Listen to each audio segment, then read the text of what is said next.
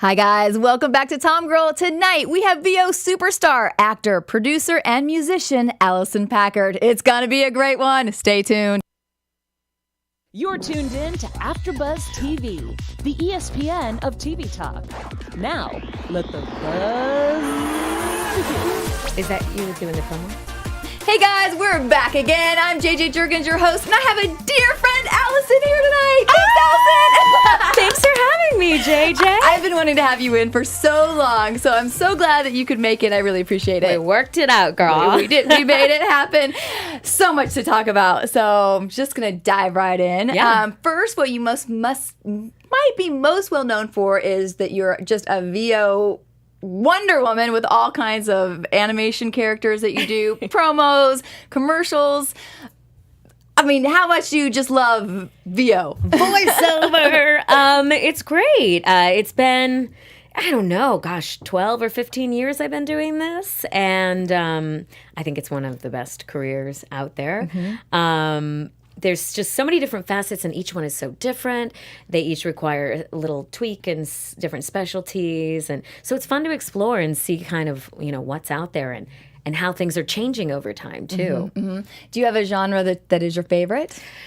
I don't know if I have a favorite. I mean, I love animation. I think it's so fun to create original characters, especially if you're in a live group scenario where you're acting with other actors. I also really like promo, just kind of finding the essence of what you're trying, the brand that you're bringing to the table. Mm-hmm. The same thing with commercial. I love commercial. I love long form narration. I just kind of love it all. Yeah, and nice to mix it up too, I'm sure, for variety. Yeah, it's definitely keeps it more interesting. Mm-hmm. Let's talk about some of your animation characters. Okay. Well, we're going to play real quick for people out there listening your demo reel just so they can hear some of the characters that you do. Okay. So we'll go ahead and play the animation. A fantastic show for you today. Oh, sweetheart, don't worry. Mommy's here. It's okay, baby. Did you have a bad dream? Oh, poor little guy. They call us Four Eyes, even though we save the day. Every time someone villain comes, he gets in the way. Please, you gotta meet me tonight at my place by the lake. I've come into a fortune in canned sardines. Okay, fun time's over. Let's talk gift snooping strategy. So, where do you think Mom and Dad hid the presents this year? My owner, Amy, took care of me until one day... Suddenly, I was a yokai. Jibanyan! When we were alive, teenagers were a scourge on our store. Always sassafrassing customers with their boomy boxes and disrespectful short pants. Today, we're going to be working on managing our anger through movement. Just remember to breathe up through your feathers and down through your talons. Schmoopy said this was dumbness, but you did not listen. Now you drive me crazy. Schmoopy no light. Oh, come on, guys. Pick up your trash. Oh, Hey, no running in the hall. I said no running. Player 2 defeated. Game over. Do you wish to play again? Yes, play again. No, do not play again. My initial thoughts were, wow, this is a long. But such variety in there and so many fun different characters. What are some of your favorite characters that you've gotten to play? Geez. Well, the first at the top, Good Morning, Miss Sunshine. That was I think the first animated series I ever booked was the Mr. Men Show, which was on Cartoon Network. And I played Little Miss Sunshine, Little Miss Naughty, and Little Miss Whoops. And like 3 totally different characters, but all 3, typecast again, because, some days you just feel like, oh, hi, everybody, like I'm on top of the world. And then other days you're just like, whoops. That was the rap that you heard with they call me Four Eyes, even though I saved the day, that character. And then Miss Naughty was like, sometimes I just can't help myself. So it's like being able to do 3 characters of that diversity in one show, but have them be regular reoccurring characters that you get to come back, and the show was written like Laugh-In, so like a sketch comedy show where they had really short little scenes, and each of the characters would kind of play off each other in different scenes. So that was one that will always stand out in my mind. And then Jibanyan, I worked on the show Yokai Watch, which airs on Disney XD for season 1 and 2, and they would throw us so many characters. I think it did like over 100 characters on the show. So you could play stuff, and I would be like, "Oh, is that me? I don't remember." Wow. And when they throw them at you, how much time did you have to try to did they have direction for the character, or you developed each one? You came up with it, or how did that process work? Well, so it also was. It's a Japanese property, so this was an anime dub, and there was a watch that came with it. So the watch is a key element of the show, and it had these little medallions that go in, and when you put them in, they would call out the character's name. So like Jibanyan, or just any different character. And so they had us do those at the top. So then we would kind of reference that, but everything was really on the fly. And there might be some viewers that are very familiar with anime and some that are new to it. But for those that are new to it, it moves very fast. You are acting to picture. So you're watching it live and then doing the voiceover to the lip flaps. So it's a different experience than just creating original content and having the luxury of being able to pause when you want or, deliver the line how you want. You're kind of in a constant negotiation with trying to make it sound like this person already did. So We have a couple photos of some of your characters. Well, there's a bunch of your characters right there that you were talking about. From the Mr. Man show in there, and you're also Alma and Poppy Cat. So Alma's peeking out behind my left ear, the little bunny. I think we have our photo 3 too coming up. And the next too. She's right in the middle. I loved doing Alma, and my son, I have a 3-year-old son, and he watches Poppy Cat. I have an iPad, and when we drive places, it only has 2 shows on it. So I'm like, Poppy Cat it is. How has your animation changed since having a child? Has it at all? I definitely think it has. For one, you get to see how they react to what you do and what plays off it. And my son, fortunately, knock on wood, I'm sure, at some point this will change, but he thinks it's very cool. So he's always like, do that voice, mama. And I'll do, something. And, when we're trying to find a great character, we try to make them slightly nuanced and, toe the line between keeping them realistic and keeping them fun and exciting. And I could just do my worst work, and he doesn't care. I'd be like, hey, it's mama. And he'd be like, do that. It's mama character. It's mama. And I was just like, so it's fun. It's like, I guess what you hope to capture when you're recording is that sense of improv and play and fun. And that's what 3-year-olds are all about. Probably the best bedtime stories at night with your voice doing characters. God, are you kidding me? By the end of the day, I'm so tired. You're not getting them. Okay, the end. Hop on pop and Dr. Seuss.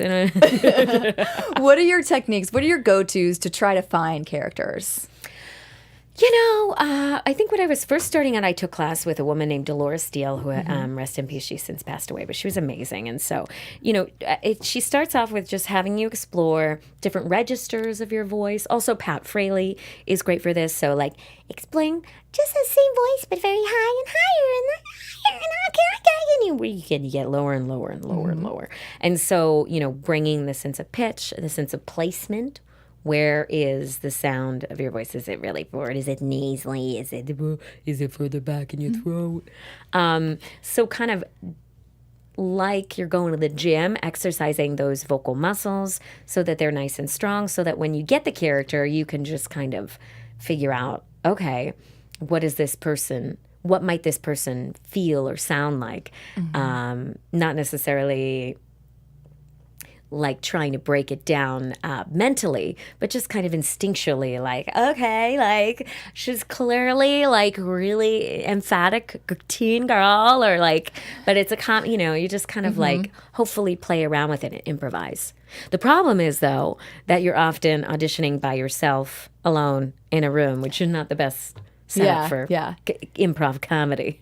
And then what are your tricks for going back? Like, you have so many characters. So do you have like mental pictures? I mean, the ones that don't have, one has pictures obviously, but if they don't, like, do you have like kind of a Rolodex of, oh yeah, she's this person, and she's like, to get yourself back into those moments? A catchphrase is super helpful. Okay. So like, with Jabanyan, sometimes it's a long time between seasons. And so when we come back, I'll just be like, Paws of Fury! I'm kind of tired right now. Whatever that he says a lot. And I find if I say whatever that catchphrase is, it helps me, jump into the character a little bit more. One in a new genre that's really picked up over the last few years, video games. Yeah. So I know you do a lot of video games as well. How has been they sometimes have more powerful female roles or stronger, or like the fighters or those kind of things. Are you getting to play? How's it going doing those kind of roles versus animation?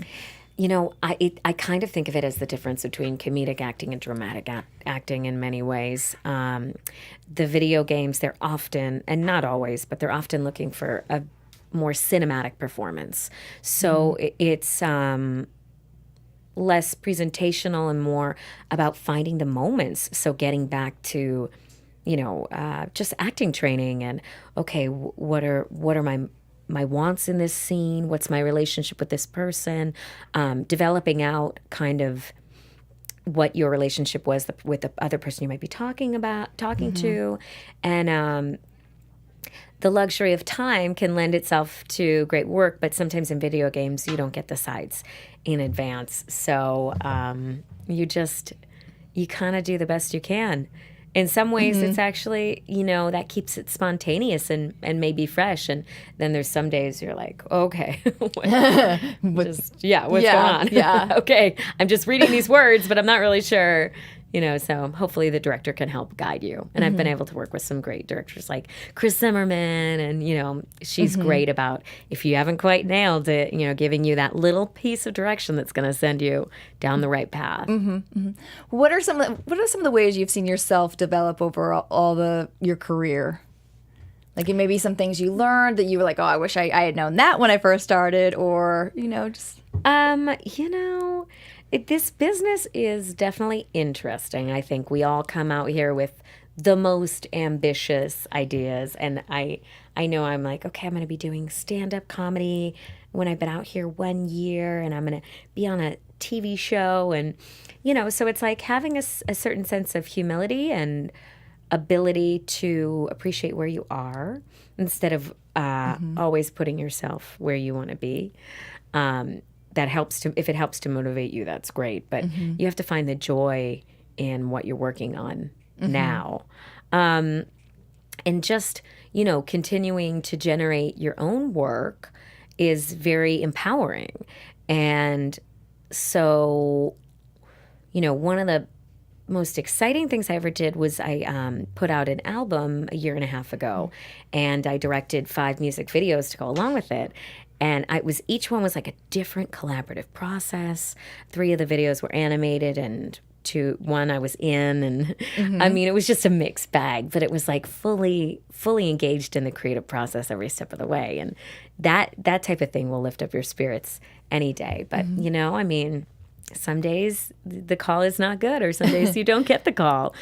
And, being able to take the ego out and see the little successes as successes too is, I think, crucial to maintaining sanity. I loved because I've known you through voiceover, but then researching you for this. Yeah, we have the same manager. Cope, Julie. Everybody shut up. But then I was like, oh my gosh, I had no idea about the comedy. I didn't know you had your own, series on YouTube, things that you've produced and put on YouTube, and then I found the album as well, and I was like, I love that that you are doing all those things. I mean, hopefully they'll all come together into one, magnum opus someday. But for now, it's just, it keeps me growing. On the album, because it was beautiful, and I'm like, she did music videos for all of them too, like you were saying. It was great. When did you decide that's what you want to do next? I think I heard something started out as just one song, or then you went into more. Yeah, so it was actually after I had my son. that first year, I was really fortunate in that I was working on 2 animated series. I was working on Space Racers and Yokai Watch. And then when he was about 6 months old, I got hired to write on an animated series called Barbie Dreamtopia for Mattel. And so I was just like so busy. And I think you have this idea that you're going to be like home with your baby, like enjoying like all this like one-on-one time. And it was really a struggle trying to find the balance between work and being a mother and the shift that it causes in just your own perception of yourself. So after that first year was kind of done and I started evaluating who am I and what do I need, I really felt like I needed to do something completely creative. So being in a creative field, you know, you do get a hit of creativity from other people working on other people's projects. But this was like, I was like, I need, and it was very inspired and it felt like, you know, a gift to just have the idea. And then I shopped around for a producer. I found this great guy, Ben Wilkins, who really I felt understood my vision. And he helped me bring it to life and guided me through the process of recording. And I'm just really grateful for having that experience. And they're great lyrics. You have such a great. Would you describe yourself as indie folk, or how would you describe your music? Yeah, you know, it's every. I guess that's probably the category it would be in: singer-songwriter, indie folk, or something like that. There's some pop elements. Yeah, it's beautiful. And was it Tiny Heart? I'm not gonna get it Tiny wrong. Hands, Tiny Heart. Tiny Heart. Yeah. I really like that one. Oh, thank you. Yeah, very sweet. My friend Josh actually animated that video. So that's what I was going to ask. I thought it was interesting how it was, if you use some of the animators that you knew from one of the shows or if it just was a friend. Well, I was actually talking to my friend Tom Krajewski and I was kind of describing like my vision for the project and I wanted to do it animated. And he was like, well, what if you did like a pop-up book? And I was like, that sounds like a great idea, as if the book was, we were in the world. But then I started doing some research on paper artists. And I found some really great paper artists. And I found this one woman, Dawn Cordova, online. And she created 12 different vignettes for me. So they're like 10 by 12 paper and with the characters and the scenes. And then I had them photographed and scanned in, and Josh then animated the shapes to make it look as if they were moving. So I'd never done really anything. cool. I never produced a project like that. So it was, you know, probably not as efficient or speedy as one who's professional at that might do. But I really enjoyed, you know, kind of all the little challenges that came up along the way. It was a cool experience. You definitely, between the stand-up and then producing your, you know, shows for YouTube, where do you get the drive or just the, you know, I'm going to go for it and try to do this, make this happen? Fear. Fear is a motivator for you. I mean, it's like I've always like kind of wanted to do it all. And for better, for worse, you know, if you focus on one thing, you can kind of like really shoot through and put all your energy towards one focus. And I think there's a lot to be said about that. And Malcolm Gladwell and the idea of the 10,000 hours and to make you an expert on something. Now, if you're splitting your time between writing and music and acting and voiceover, you're having smaller amounts to put in every bucket. So that's the like reason why maybe you wouldn't want to do that. But I recently mentored a group of students at Emerson College, which is my alma mater. And there's there's kids that are just, that's how they are. You know, and you're, I think, very much like that too. You've got your podcast and your voiceover career and you're producing. And for those of us that are like that, what are we going to do? I mean, it brings us the greatest joy to be able to dip our toes in lots of different things. Yeah. And there's a book called How to Be Great at Everything, or How to Be Great at Everything, which is also a TED Talk or a TEDx talk.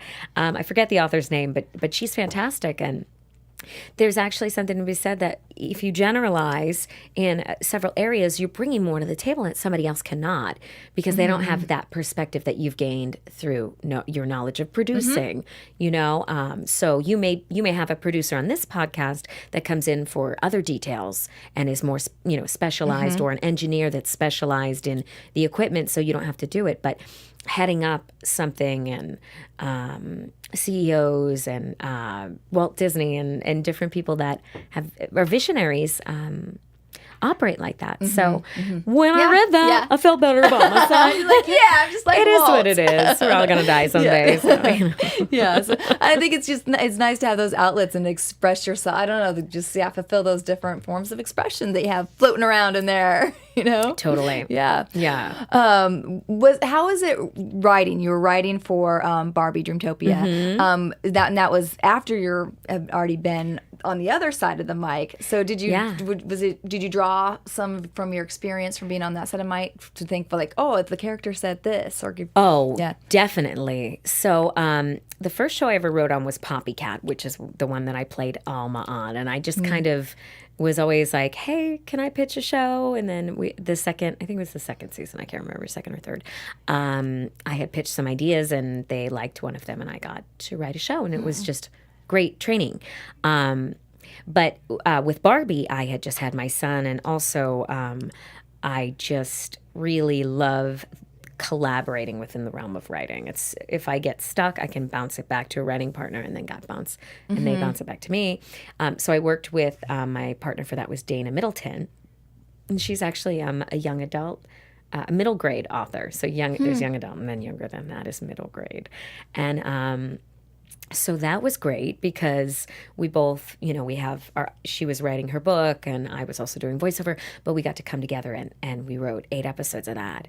And I'm totally find myself when it comes to dialogue, you get the structure and that's kind of all down. But when it came to the dialogue, I would find myself talking to myself and acting out the different characters and, trying to take, as a writer, you don't want to indicate too much to the actor about how you need it said. That's one thing you have to let go of control of that. But yeah, I totally would be like, okay, and find what they were saying. Are you wanting to do more writing in the future? Yeah, I actually have a musical live action pilot that I'm writing with my friend Steph. And there's a short film idea I want to develop as well. So, in terms of what I want to get staffed, I'm really enjoying freelance because it gives me the flexibility to pursue acting and voiceover. But collaboration, I'm really curious to see where it goes. I'm actually going to a retreat for the WGA in 2 weeks. So that's exciting. Pam Adlin and, Carol Leifer. And there's just going to be some amazing people. Great women there to collaborate with. Women. Yeah, that's awesome. Would you ever go back to revisiting your stand-up comedian days? Oh, my God. I wish if I had all the time in the world, yes. Because I really liked it. And I think it helps you find your voice as a performer. The late nights are tough. Because now I'm in the thing where I try to wake up. I was up at 5:30 this morning, and if you're out till 2:30, that is not doable. Yeah, so rough. If the afternoon coffee and stand up circuit gets up and running, I would be there in a heartbeat. I'd have to write all new material though. I was like, well, now I'm single, and was that your kind of? This was about dating, I talked about dating and just things I found funny being a woman. One other thing that I love about you is you also have a Casita Travel trailer, Lovely Rita. We have a picture of Lovely Rita. Oh goodness. Yeah. So what was the desire to purchase this beauty? Well, I love to travel and I love going on adventures. Even, live in the moment, yes, but having an adventure planned makes living in the moment so much more fun.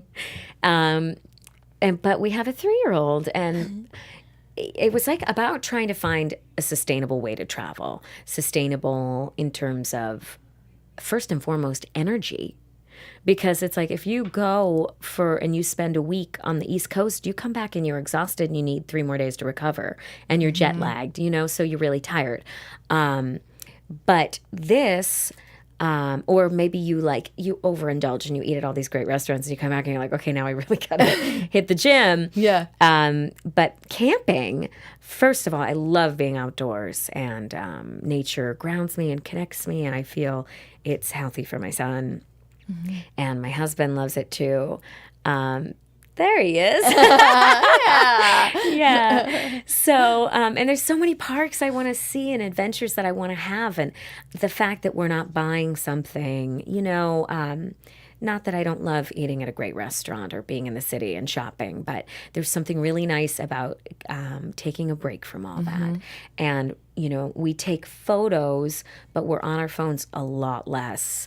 And it just forces us to be together as a family and be sharing the experience instead of each being in our own little world. And how did you decide on the Casita Travel trailer versus, anything else? Well, my husband is an extensive planner and researcher, so he did a lot of research. It's a fully fiberglass trailer, so it's 100%.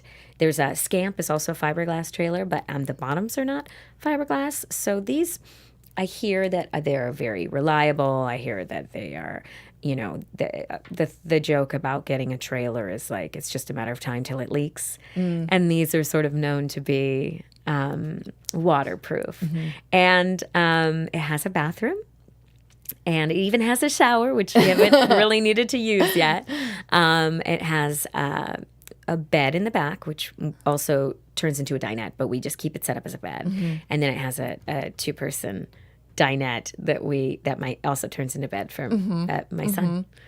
So yeah, it's very sustainable. Like we meal plan before we go, so like we're eating pretty healthy and we're getting exercise. And so when you come back, Sunday we'll just kind of hang out and then come back, and we try to make it just a couple hours, radius, like a 2 to 3 hours in the car, so we're not driving ourselves crazy.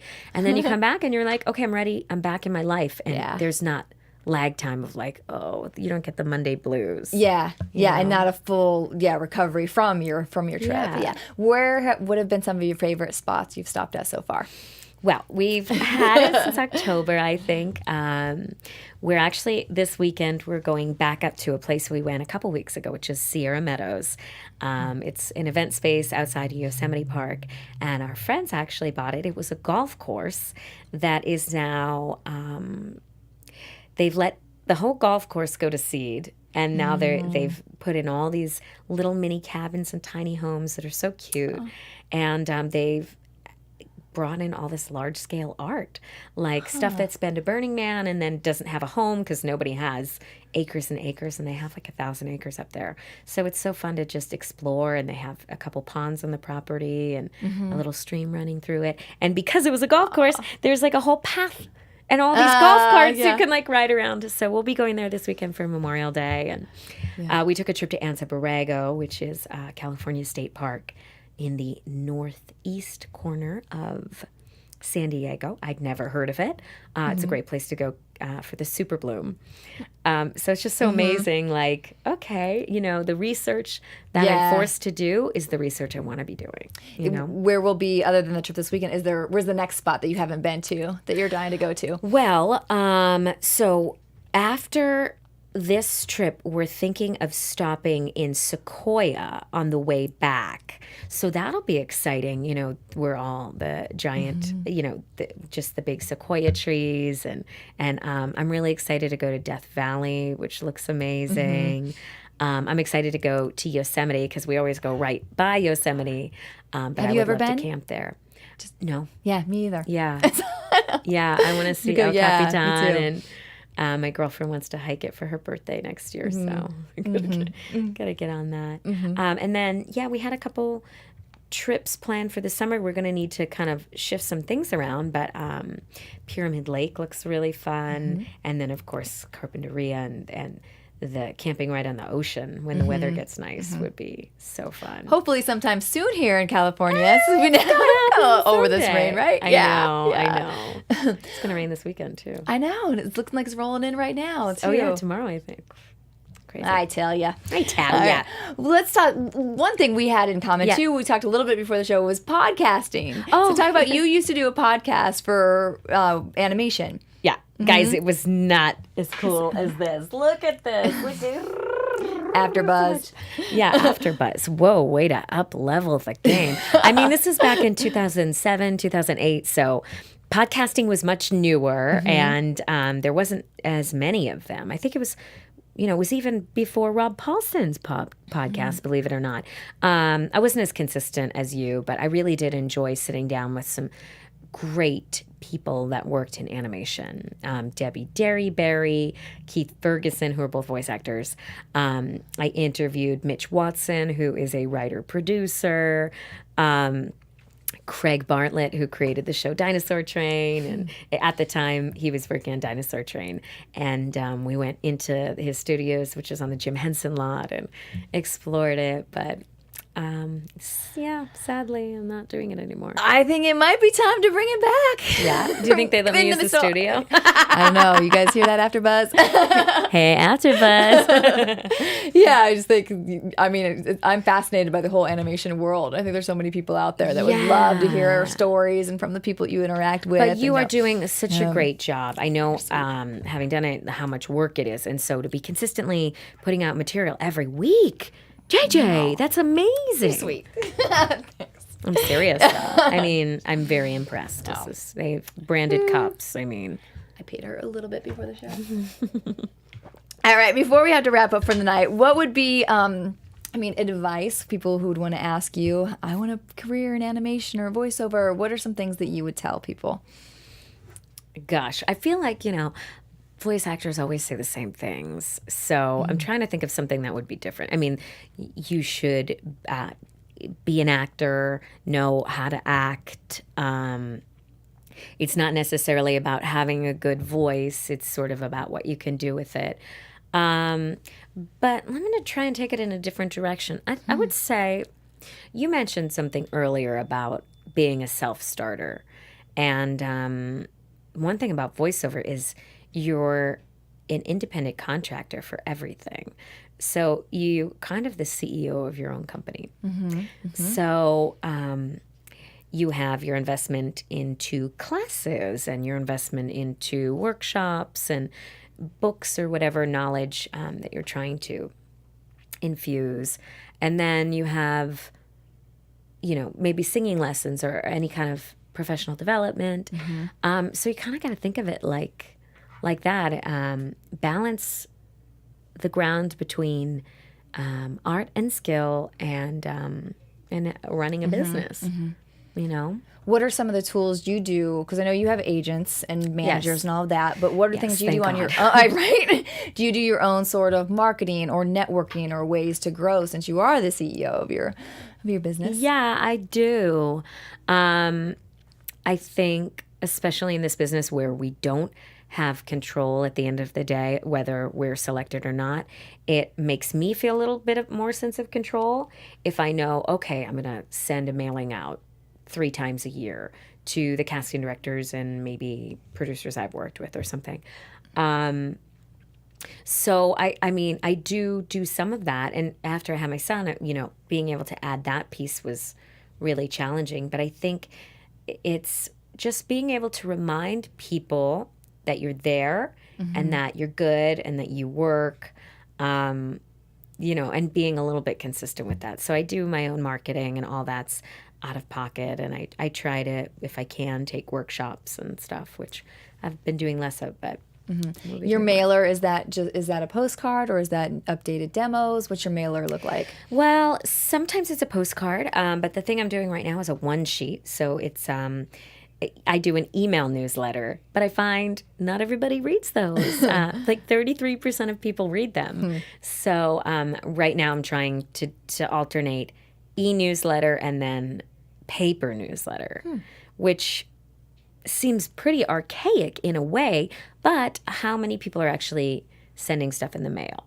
On-camera actors and casting directors get a lot of that stuff. They get a lot of postcards and 1-sheets and stuff. But I don't know how many voiceover casting directors get that kind of stuff. So hopefully, the idea, the rule of 7s, and if they see you 7 times, they're like, okay. Yeah, I remember. It's nice, pleasant newsletter. They're like, oh, Alicyn Packard. Okay. Oh, yeah. There. Yeah. Oh, now he's auditioned. Let me click on it because you never even know if they're actually listening to your audition, they might. No, and and when I think about it, on my other side of the job, I never get CBS. I never get anything in the mail, usually from people. I will get emails. Thank you cards, maybe? Few and far between, though. So it's like... I do get one updated e-newsletter that I do read, but it is easier sometimes just to click right through all that stuff and delete it. But if I had something actually in my inbox, and actually at work you don't get that much in your inbox as much as you do at home either, our mailbox there. Yeah. So if I did get something, I'd be like, oh, I got something in the mail, so you might be more inclined to look at it. Yeah. So I think it's a great idea. But then, putting yourself out there also feels a little exposing, and, it's just definitely easier to not send anything and just be like, I hope people like me. But then to put yourself out there, it's like you're risking being judged, you're risking immediately going in the trash. So it takes courage, but... That's what this business Speaking needs. of TED Talks, did you see that Brene Brown? She has a whole one on vulnerability. The new show, or it's an older one okay, I think I've seen on vulnerability, but it's exactly what you just said. It's like it's that fear, of being vulnerable and putting yourself out there when you could just sit back and but you're taking the risk and it's going to pay off. Yeah, hopefully. Yeah, it will. All right, before we go, any last minute thoughts or tell everybody where they can, hear your voice, what characters you have going on now, or any campaigns? On the Boomerang app, you can hear, which is Warner Brothers. I'm on the new Tom and Jerry show. I play Toodles, Tom's love interest, his girlfriend. Sometimes they're married. Sometimes she's back to girlfriend. Sometimes they have kids. So that's a lot of fun. You can check that out.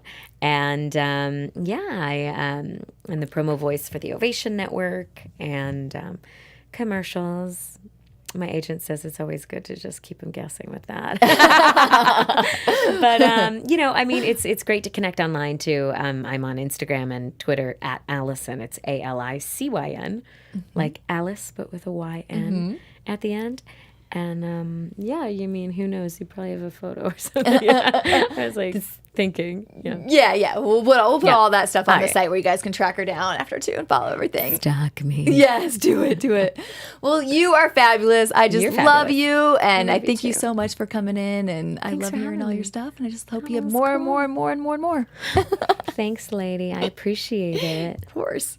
All right, guys, that's it for tonight. We will actually see you again. It's a rare week. We will see you again tomorrow night at a different time. It'll be at 7 o'clock, but we will see you tomorrow.